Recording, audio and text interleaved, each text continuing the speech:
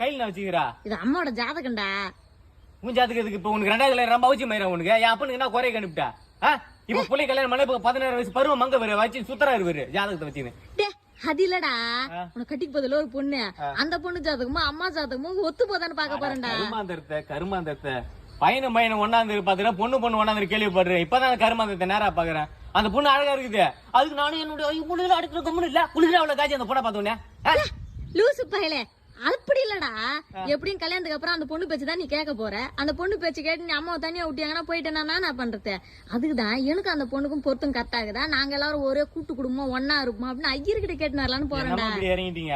என்னடா பண்றது சின்ன பையா? அந்த பொண்ணுகிட்ட ஒரு 25,000 நகை கேள்றா வரதட்சணையா. எவ்வளவு தெரியுமா? 75 லட்சம் ரூபா. ஒரு பொண்ணுக்கு 75 லட்சம் ரூபாய் கல்யாணம் பண்ணி கொடுத்து ஏமா உன்ன மாதிரி சில நாய் தாமா வயசு பொண்ணு வீட்டுல சீர் அழிது, நகை நாட்டை சீர் அழிக்குதுமா. ஏமா அப்படி அட்டிக்க மாட்டேன் நீ? ஐயே, கல்யாணம் ஒரு மயிர் வேணா கிளம்பு நீ.